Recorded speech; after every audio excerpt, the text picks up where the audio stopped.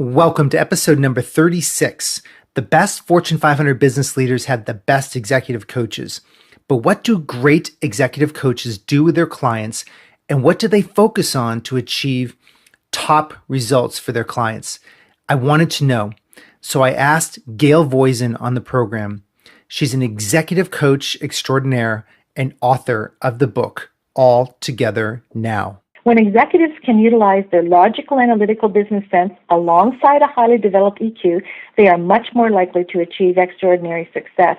If an executive's EQ is low, it's a distinct disadvantage. But the good news is that we can't improve an IQ, but we can further develop EQ. So I have a little story around that I think would be helpful for the insights of your listeners. One of the very executives that I coached was coming across as really minimal communication and EQ, but yet there was just amazing opportunity for him if he could further advance in that area. And he was a brilliant MBA. I worked with him, moved him 36 points in emotional intelligence. Very, very hard work. After the coaching was over, within 4 months, we left the president's office to give some feedback, and he had a bit of a tear in his eye, and I thought, wow, this tough guy, he's got a tear in his eye. And then he told me, he said he'd now developed a relationship with his children that he never really dreamt could happen. And following that, I had the opportunity to have dinner one night with him and his wife, and she just said, I don't know, whatever you did to my husband, we feel like we have a marriage made in heaven.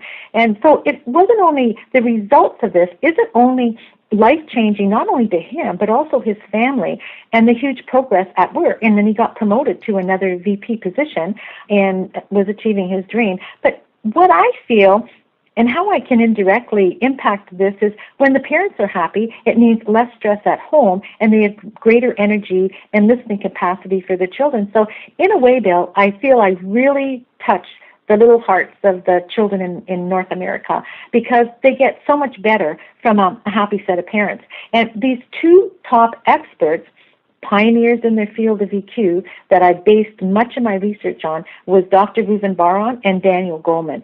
So with these IT executives, if they get a little more familiar with that work, the Dr. Reuven Bar-On and Daniel Goleman, it can really be very insightful.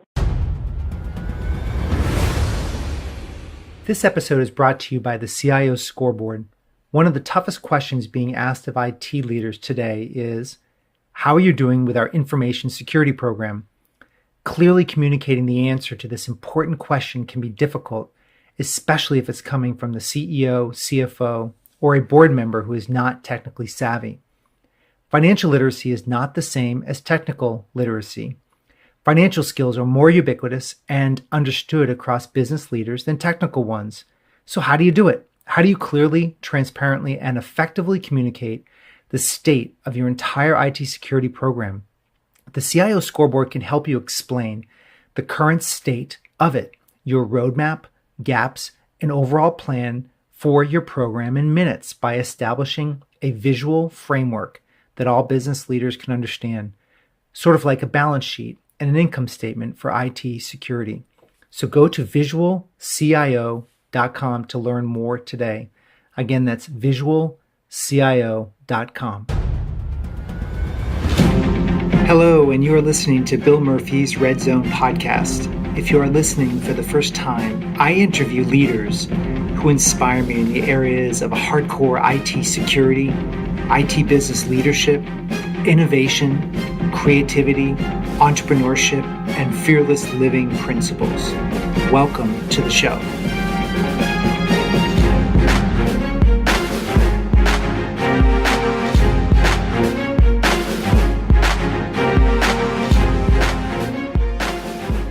Welcome back to the show, everybody. This is Bill Murphy, your host of the Red Zone podcast. Today, I had a great conversation with Gail Voisin, who's one of the best executive coaches in North America. Some Fortune 500 companies invest in executive coaches for their top-level executives in order to make sure that their investments in critical leaders and the teams and assets they lead are optimized for performance. There's quite a lot riding on peak performance. The better a corporate leader performs, the better the company does. It's that simple. Leaders need coaches just like athletes, however. And I asked myself, what do top executive coaches do to get extraordinary results? So I asked Gail. Gail is super impressive. She's been working with top leaders in American business now for the better part of 25 years in areas of executive leadership, development, lifestyle management, wellness, succession planning, strategic planning. She's one of the best at optimizing business executives in all areas of life. Her level of professionalism and insight is off the chart. I stumbled into her while reading her great book, All Together Now, which focuses on vision, leadership, and wellness. And as a result, I reached out to her because I couldn't stop taking notes as I was reading her book. She approaches business and personal performance as one and the same and believes that they are intricately linked. And it's a key part of her message. I'm on a mission to get you to operate at the highest levels you can in all areas of life. In this episode, we cover basically 7 areas. Number 1 is the force multiplying power of integrating vision, leadership, and wellness at a corporate and personal level. And 2 is the importance of a high degree of executive self-awareness so you can be observant of how your behavior impacts others. And 3 is the impact of clarity and vision within an executive's company and family. And 4 is we explore asking oneself the question, why, and how when you ask yourself why, it develops clarity around vision. And 5 is why the biggest hurdle for IT leaders is emotional intelligence, or EQ. And 6 is why being proactive with our own health is imperative and what to ask yourself in order to prepare for a doctor visit. And 7 is the importance of meditation, mindfulness, and forgiveness, and how learning these skills can help access reserves of resilience. So visit the show notes at redzonetech.net/podcasts, where you'll find links to this episode and all the published materials, show details, and any links to the material and topics that we covered. So it's my pleasure now to introduce to you my conversation with Gail Voisin. Well, Gail, I want to welcome you to the show today. Thank you very much, Bill, for inviting me to share with your audience today. My work is really my passion, and it's an honor to really share these insights with your listeners. Well, that's fantastic, Gail. And I want to explore how this all began because I think it's important to know the genesis of what you were doing in the 80s and related to health and wellness, and your start with in Canada as being, and how that's developed through the years to being one of the forefront coaches that were bringing health and wellness and mixing that with corporate strategy early on. Can you speak to that about how you started doing that in the beginning, and then what key breakthroughs for you that showed that health and wellness were the critical components for corporate executives? Okay, great question. Personally, it began when I graduated from university. I'd always loved sports and healthy food, and once I started into the work world, it became very apparent to me that the more I was physically fit, the better I felt and the more productive I was at work, and even had so much extra energy than before with my social life. I'd been an A squash player, a B tennis player, and a ballroom dancer. I always had solid goals and a vision of what I wanted to do with my life. I wanted to work for large corporations in consumer packaged goods, high-tech, retail, broadcasting, and manufacturing. In other words, prove myself in 5 different industries, and then eventually start a coaching and consulting practice and write a book to make a difference in the work of vision, leadership, and wellness. However, it was a few years later, while working in a large consumer packaged goods firm, that some of this came to the next level organizationally. So organizationally, this all became even more exciting for me because when I was first hired by the consumer packaged goods firm, big, huge Fortune 1000, I would go across Canada to hire the best top-level university marketing and sales candidates to develop them into product managers, senior product managers, etc. These star employees were working very long hours and yet had no place to do a workout, and we'd spent a lot of money hiring them and paying them. At the same time, the women in the test kitchens were taste testing the product, shake and bake, muffins, a few times a day, and they were gaining weight and very concerned and came to my boss and myself in human resources. At one point, they said, well, maybe I can help. And I thought, wow, we got to do something about this, right? So in some ways, I was a pioneer, a bit of a suffragette. Got a small group together, and making a long story short, we finally convinced the president and VP for us to go back to night school to study the anatomy of the body and get certified to teach fitness. As a matter of fact, people might think I'm too passionate because I taught fitness classes for this big corporation at lunchtime for 7 years free of charge. until we were able to hire fitness experts to teach and have a fitness center built. We were the first in Canada to do that, and our organization became a model to show other organizations. So all of this is history today, but I was one of the pioneers in it. At the time, many of the older executives laughed and said, what does fitness have to do with productivity and profits? Well, we know now everything. In other words, I was a bit ahead of my time, and executives were very skeptical. But what we learned was that with healthier, fit employees and executives, we began seeing improvements in productivity and profits and a lot less absenteeism. And employees knew we also cared about their personal lives and families. We learned that wellness and health are critical components of success no matter what level in the organization, so everyone could participate in the fitness. And our desired outcome was really to help these employees be more healthy and help to reduce stress levels for themselves, their home life, as well as greater return on productivity and profit for the organization. So it really was a win-win. One of the interesting pieces is that as you and I have got a chance to talk to one another, you work with some of the top companies in North America with their top executives. And as the listeners to this program are the top IT executives in North America, you and I have been sharing with it's not as a mature discipline, and it hasn't been a part of American business as long as, say, for example, the CFO or the COO. And so I would be really curious, because I know my listeners are going to be asking this question: what is a coach exactly, a business executive coach? I'd like to talk more about the details of what a coach does, because I think people have their own concept and preconceived notion what a business coach does. But I would love for you to give a little bit of an overview of that. Thanks for that question, because I do have a unique combination of skills and background to coach executives.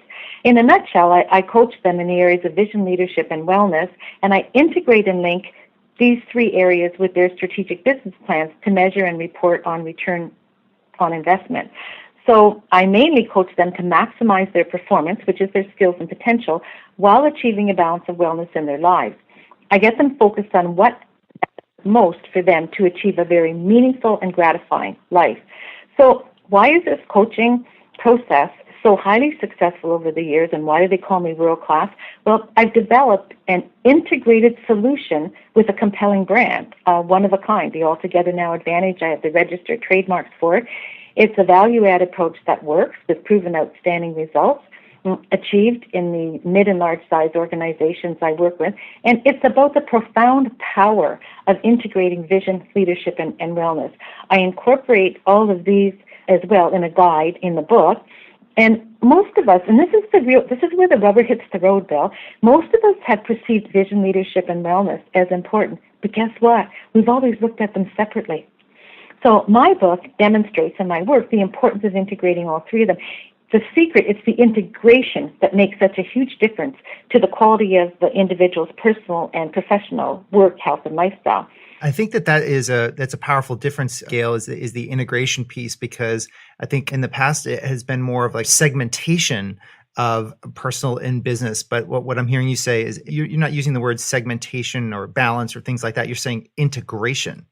Right, and that's what makes my work really unique. And Bill, along with that, the new globally connected world presents corporate executives with very unique challenges in this fast-paced world. Achieving outstanding personal and organizational success in this busy, competitive, exciting world requires a unique leading-edge set of skills for executives and leaders. So with a greater focus on what matters most, already by the third coaching session, and this has happened all across the board for 20 years, the executive says, it's apparent that they are accomplishing much more, yet expending much less energy to achieve their objectives. And that's what happens. They become so focused on what matters in their life. And so what I talk about in the book and I use in my programs is to be highly successful in the 21st century, executives really only need two things. They have to have a high level of self-awareness, and they need to understand how their behavior impacts others. Once they know that, they're really on the way to demonstrating leading-edge levels of productivity. So how their behavior impacts others, and what was the other piece, Gail? Have a high level of self-awareness, And then secondly, they need to know how their behavior impacts others. So think about it, Bill, even in your own office, how well you know yourself, and then understanding how your behavior and other people in the team, how their behavior affects it. But there's another secret that goes along with this, because the feedback also indicates that I'm one of corporate America's most highly trusted executive coaches, and one of my natural gifts is my outstanding ability to build trust and rapport in the relationship with the executive and client organization. I'm respected for my honest and candid feedback and known for calling it like it is. For example, one of the VPs of HR in a big U.S. blue chip, he asked me a while back if I'm afraid of not getting the next contract by the candid feedback because I really call it like it is. I said, no. I said, I don't want the next contract. If I can't be candid to the individual in the organization, I need to win. Everybody needs to win. I become part of their team. So at the end of the day, if I can't be candid and highly respected for the standards that I bring to the table, and it was interesting because I got 3 more contracts after that, and then I started, I couldn't take on the next one for them. So it's interesting how that works. So let's talk about some of the details regarding coaching. So to having an approach that takes on the vision, leadership, and the wellness, you must have to the person. Is it look like on a monthly basis? Is there a meeting structure via Skype, or is it one-on-one interviews? What is the mechanics of how a coaching relationship works at the highest level? Okay, well, just a super question, because I have a new client I'm going to be introduced to her in another few days. And, it's a woman executive. And when the VP of HR talked to her about coaching, she said, well, I don't have enough time now. How am I going to have time for coaching? So obviously this is somebody who really doesn't understand what my program is about, and I'll share a presentation with her. But at the end of the day, first of all, I meet with the individual. There has to be a chemistry there, because by the 3rd coaching session, they've cracked open a lot of information to me. And if they don't really trust the person, Bill, they're just not going to do that. So I can get a return on investment very fast with just those trust credentials I have in the reputation that's out there. And then what happens is the first 2 to 3 meetings have to be face-to-face, so that I can find out what their preferred adult training principles are for them. For example, if you have a group, an 8-hour workshop is going to be equivalent to 1 hour of their work with me. So what happens is I meet with them twice a month for an hour and a half, and they can call me in between. And what happens is they're actually accelerating in their own progress and saving huge amounts of time. So they're doing the coaching program, they're progressing themselves, the organization is getting better results, and basically by working with a coach, it's really saving them huge amounts of time. Excellent. Well, that's perfect. And how long would a typical coaching relationship last? Is it a half a year, a quarter, like a quarter of the year, or could it extend into a full year, or is it completely based on the results that are being obtained in these different categories, these 3 categories you had mentioned prior? Mm-hmm. Well, that's just a really great question, because normally I would go in for a 3 or 4 month period. For example, some will take 4 months, some will take longer. But at the end of the day, what's really important is that what we need to understand here is after they have me for a coach, they don't need another coach down the road. Like I have corporate executives from Warren Buffett companies that I coached even 7-8 years ago. They're still living the life of their dreams, and they're still using all the concepts, because everything I do for them is customized to their DNA and their specific needs. So all they do is they go back to that, and then I get so lucky they fly up here and take me to dinner if they're in town, and everything else is just fun. Because, it's blood, sweat, and tears. So I also don't just take any client on. If they're not really committed to working, because I'm going to work just as hard as them, I don't want to work with them. I want to work with people that really appreciate what I bring to the table, and that I can really get them to a whole new level of performance. Well, you and I talked about this, I know prior, is that would you say that most executives at the top level are going to be those highly motivated types and are going to be less inclined for the business to make them do this program? Or is it high degrees of motivation that people approach individual coaching, or is it because the companies are mandating it, or a combination of both? No, what happens is, like, for example, in some of these big blue chip organizations, sometimes the CEO or VP will call me and say, Gail, I've got this really amazing IT executive or a marketing executive or whatever, and he or she comes across very abruptly.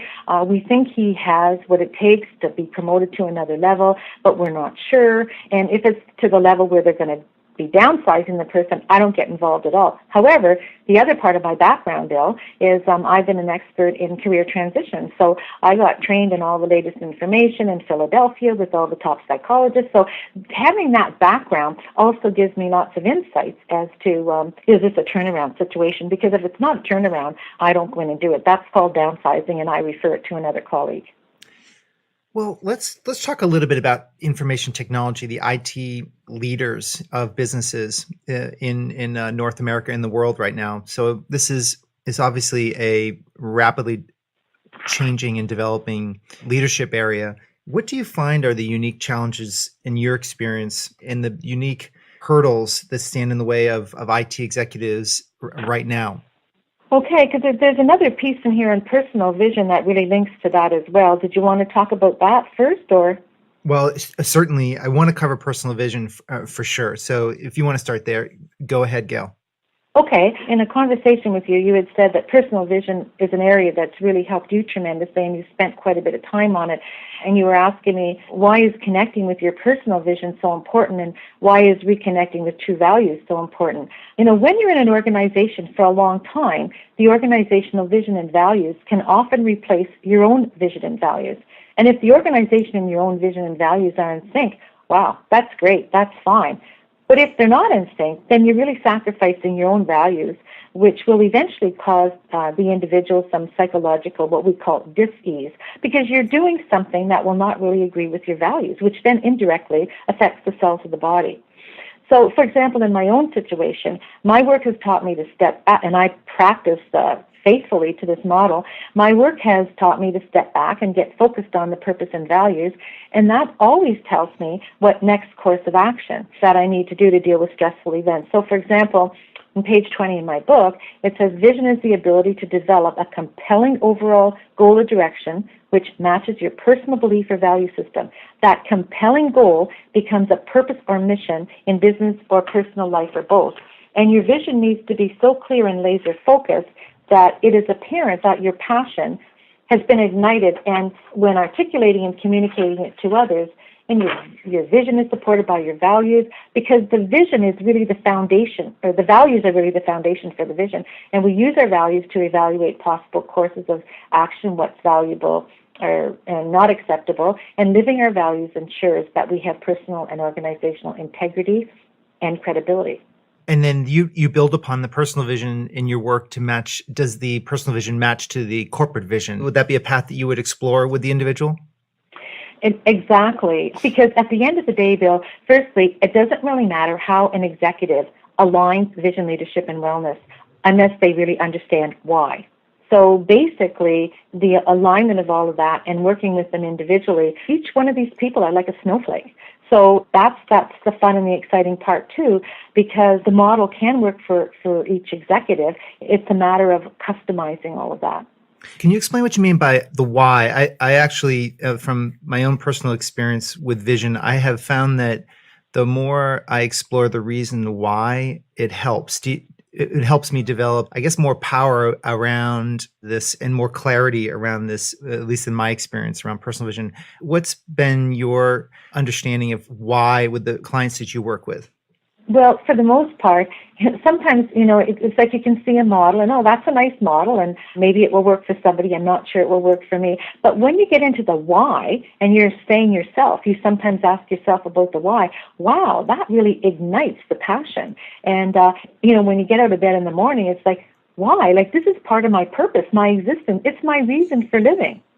So going back to what you said earlier, because for sure, Bill, the personal vision has to be directly linked to the organizational vision. If not, then that's a big price to pay for an individual executive and their family, because at the end of the day, all of this really works. As a matter of fact, in relation to the model, I'm learning that the more academic background the executive has in leadership, the more they appear to have a greater appreciation for the model that I developed in the book.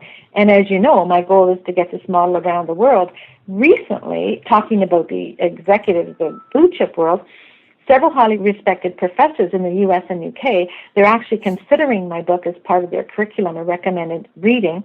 in some of the universities and organizations, because the model also has a solid link to neuroscience. And guess what? The leadership programs linked with neuroscience, that's where the future is going. That's what definitely attracted me to the book when I was reading it, was it is linked to neuroscience, and it is bringing the whole individual to bear on their life and not segmenting. And by the way, we keep referring to this model, and just to the listeners, I'm going to post the model on the blog on the redzonetech.net/podcast. It'll be listed there. You can see this model that Gail has developed for vision, leadership, and wellness, and it also will be on my LinkedIn blog as well. They'll be mimicked in both locations. So people, and also show notes for will include the link to the book, which I highly recommend. And we're not done. I have some more areas about this as well that I think we pulled from the book. It's so dense. There's so much material in the book. We can't cover it all in 45 minutes, but we're going to do the best we can. Yeah.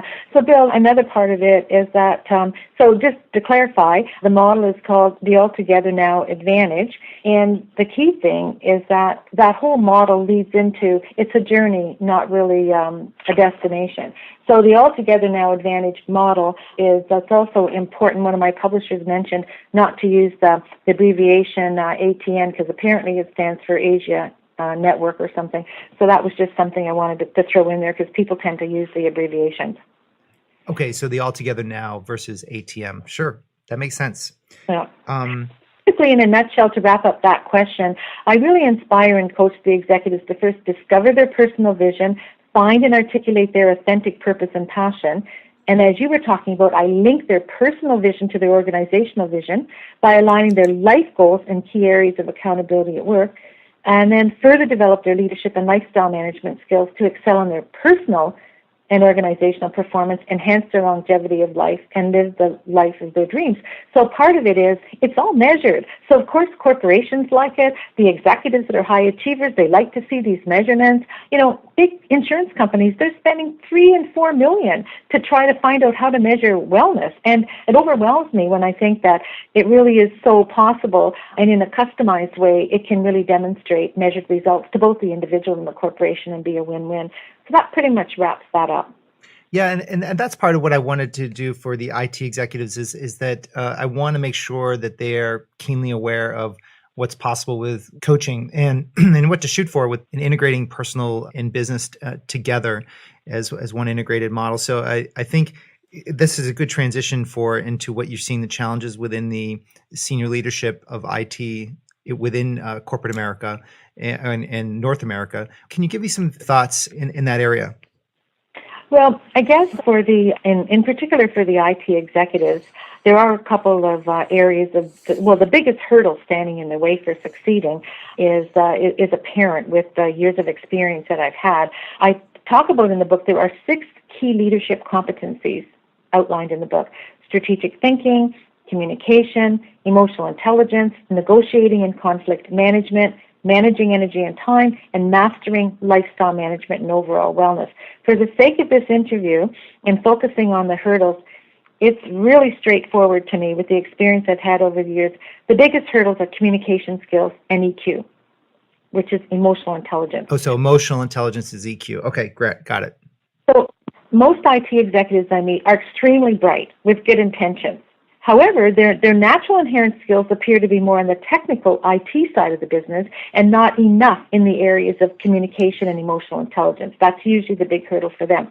In other words, the IT skills come more natural to them than to others, yet the softer skills, interpersonal communication, seem to be more of a challenge. It's very similar, Bill, for engineers, and it's what makes my job exciting and gratifying as the executive, his or her boss, myself, and the organization get to see that huge progress that they make. For example, a little story here. 25 years ago, when they first had the open and closing roof of the Sky Dome, where the Blue Jays play and, where the Canadians beat all the U.S. baseball players. And so what happened is, here was little me, and I had to go around the world and find out who had that expertise. Well, there were only 2 people in the world, one in UK and one in Argentina.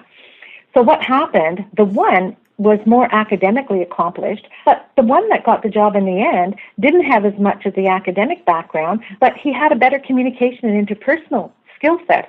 And and that was one of the key criteria for the job.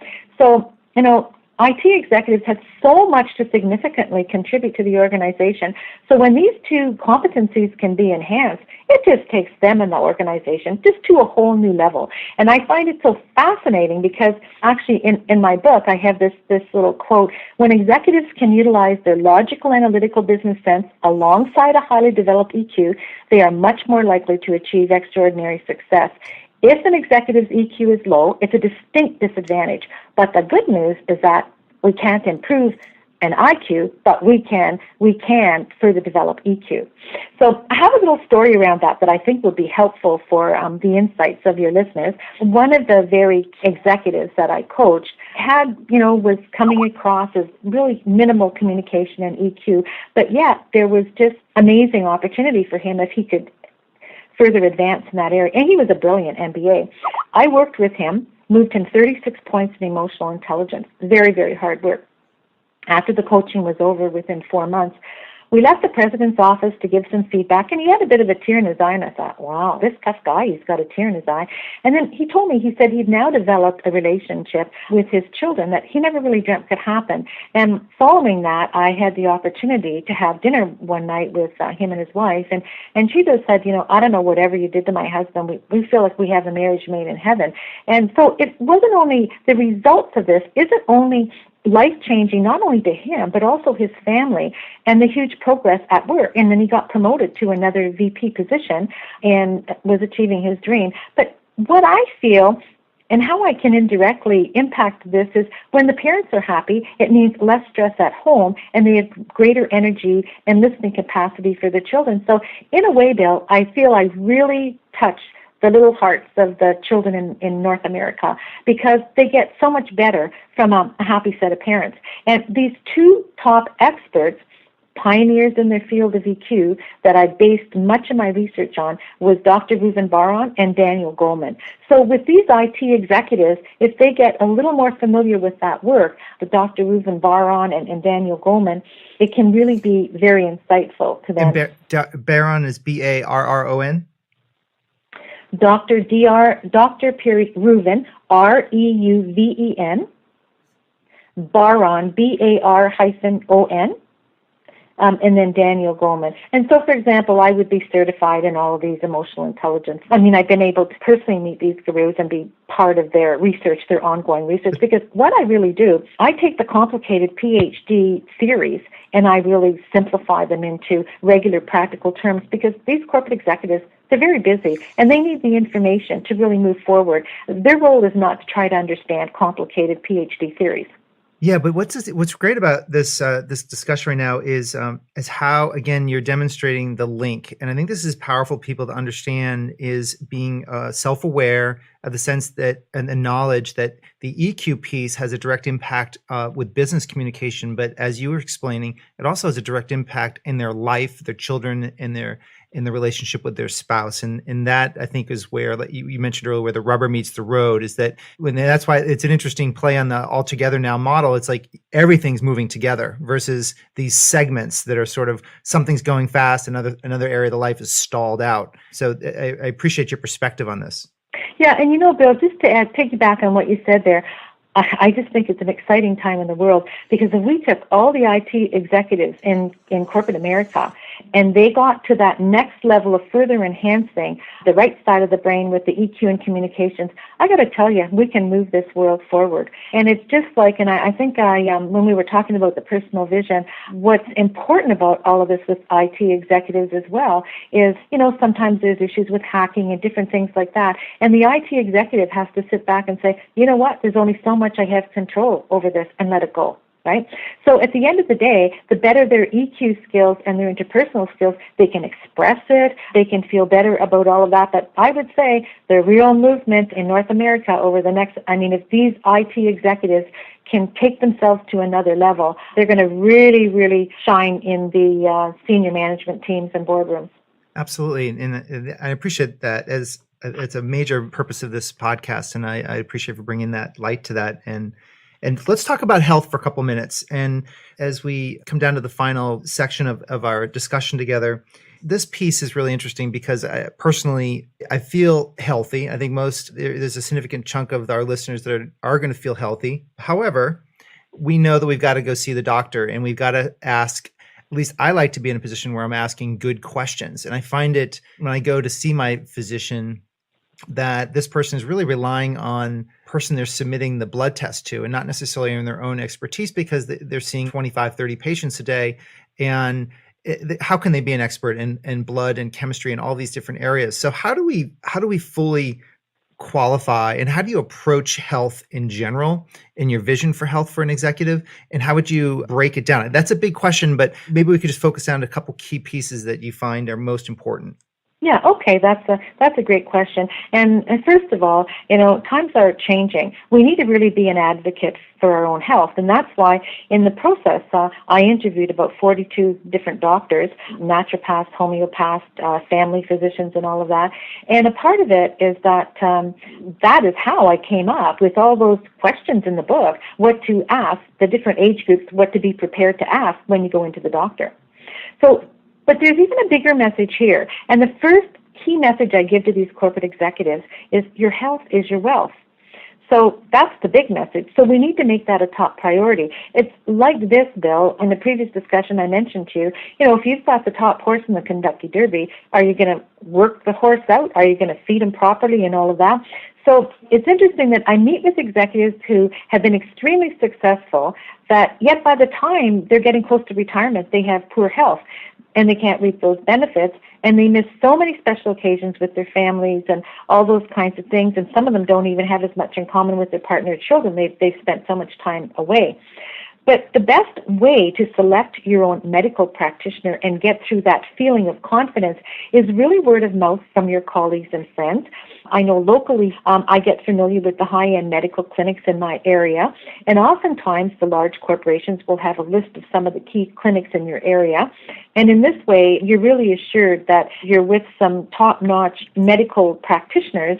In fact, most corporations pay for their executives to do their medical. As these senior, and I don't mean to be crude when I say this, Bill, but these senior people, they're considered important assets to the organization. That's the same reason the senior team in an organization, they don't fly together in the same plane. And the healthier these people are, the more productive they can be in contributing to the company. So just a few things here in a nutshell.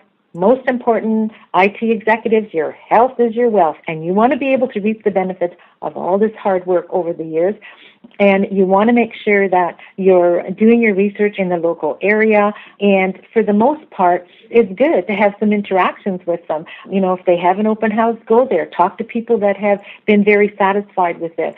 There's no one fits all. And then, too, some of us have different areas of wellness problems or health problems. So being connected in your community and having solid links to some of these corporations really helps us network and find out. There's also ratings of all these doctors on the internet now as well.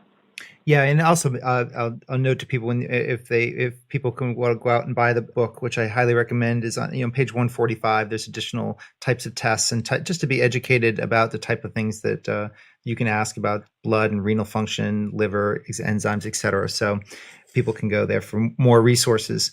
Well, let's also talk about the concept and the power of. Well, let's break it into two, but I want to. They're related, but the power of mindfulness, which is gaining a lot of momentum in media in corporate America, is mindfulness, meditation, and forgiveness. But maybe we can talk about forgiveness first, and because this is a stressful position, being an IT executive, and there's a lot that can go wrong, and they can be blamed for a tremendous amount of failure. One of the things about IT is that when things are going well, it's silent, it's quiet. And when things are not going well, everyone hears about it, or they hear about it. So can you explain the role of forgiveness in your work? Yeah, I believe forgiveness is something that, just like meditation, is becoming more and more important for people to understand it. If executives can't forgive and let go, they can become very stuck in their progress.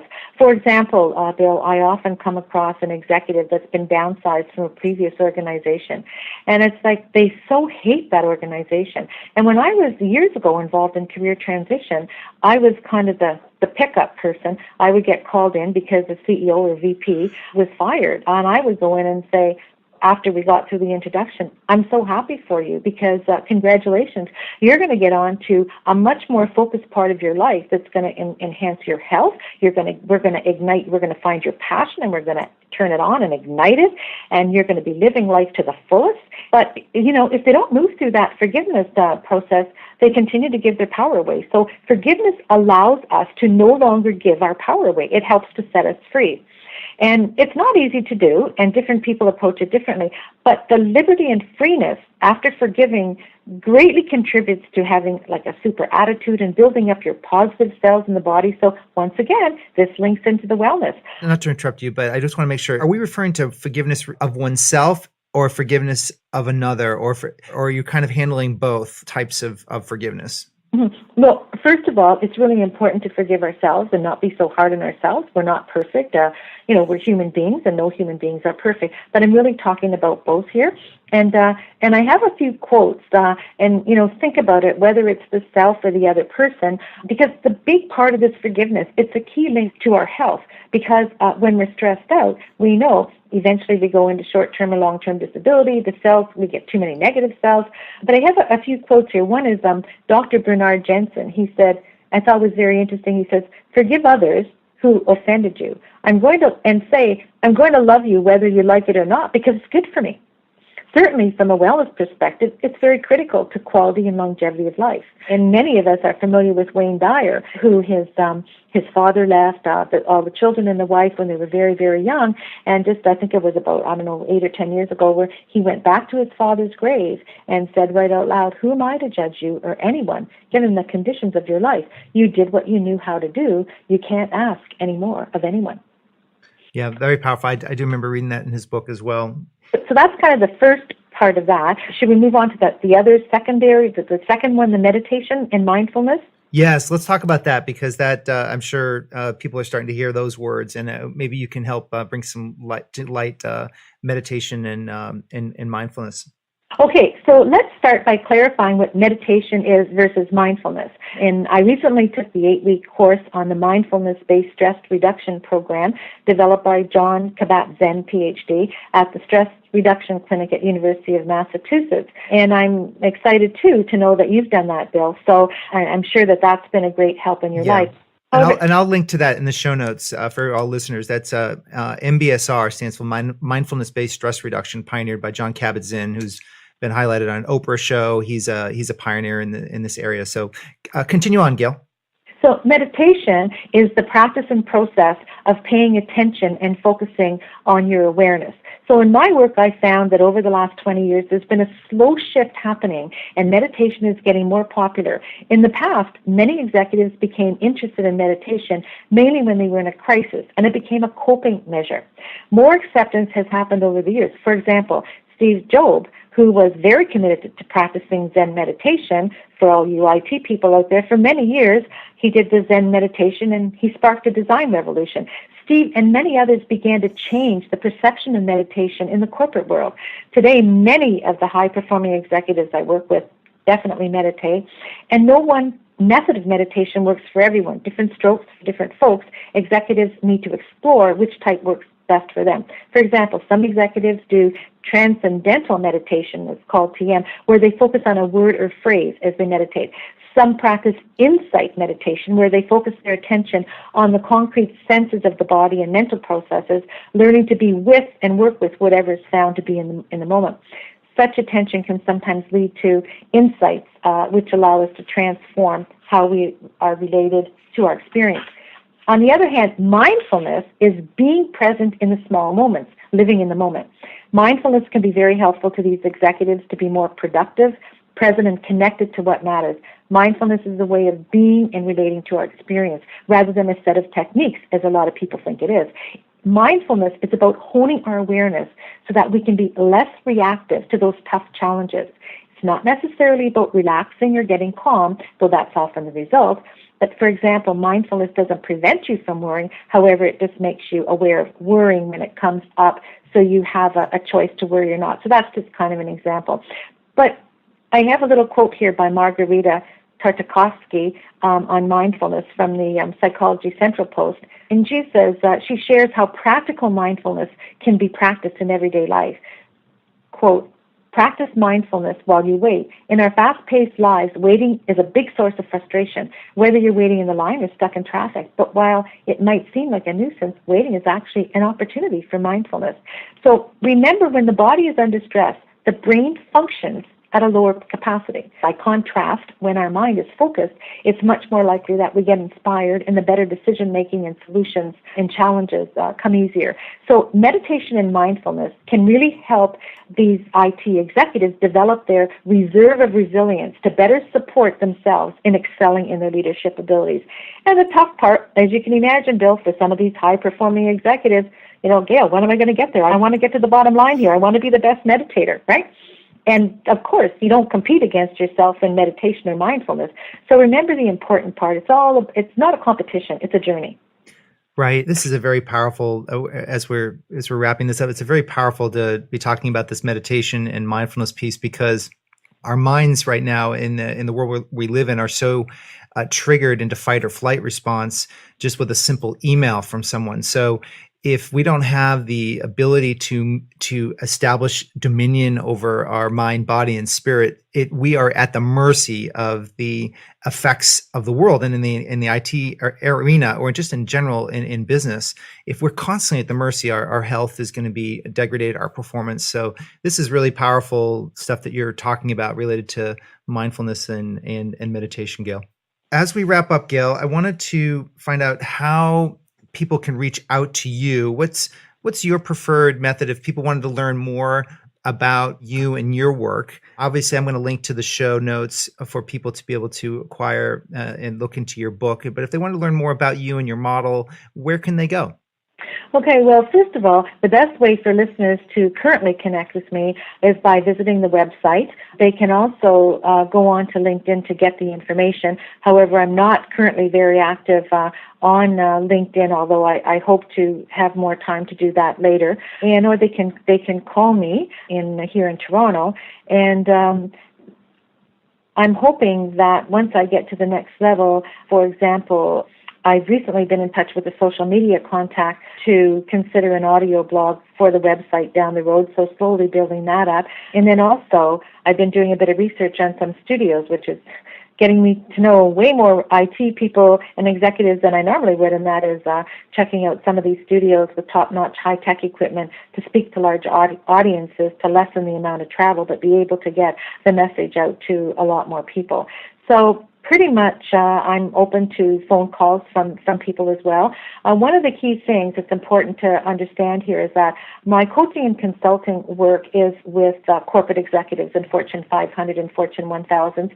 However, one of the key reasons why I also wrote the book was for entrepreneurs. Although I don't coach the entrepreneurs, they now have a book to refer to because my niche is really the larger organizations. Absolutely. And so what I'll do is I'll link up in the show notes to your blog so that they can read about it. They get links to reading more about your book. And in addition to that, if they want to email you or call you, we have that resource as well. So I don't have an audio blog yet, but that'll be down the road.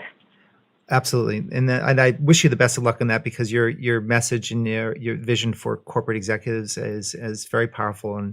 And I hope you continue to develop that capability to deliver video content to people. That would be fantastic.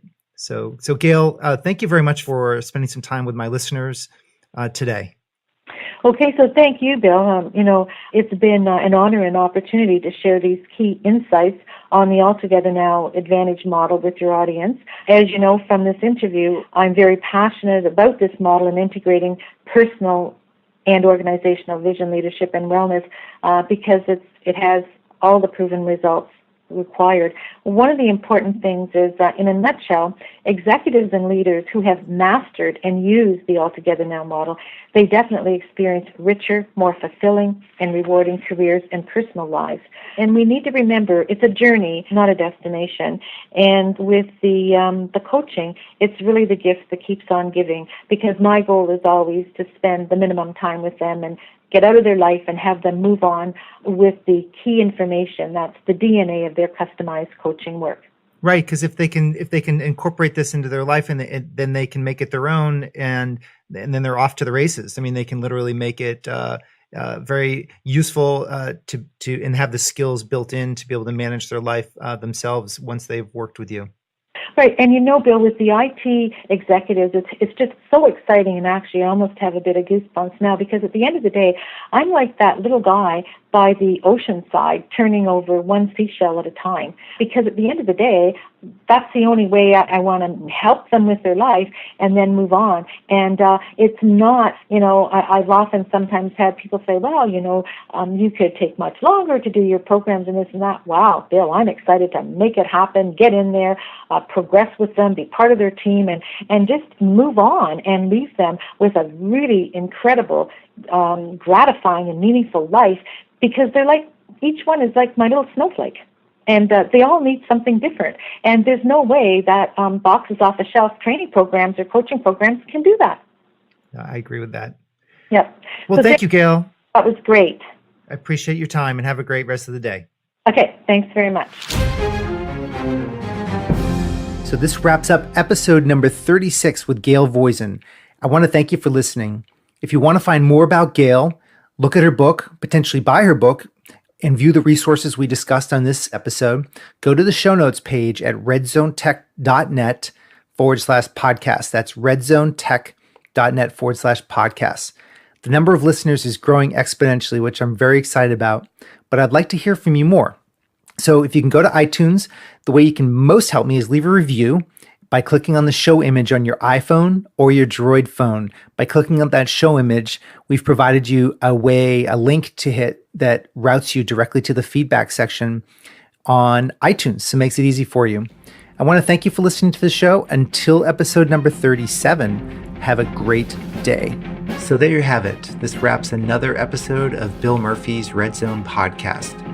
To get all the relevant show notes, please go to our blog at www.redzonetech.net/podcast. Additionally, make sure you go to iTunes and leave your comments in iTunes about the show. This helps our show rankings enormously, and it helps support the show. Until next time, I appreciate you very much for listening. Thank you.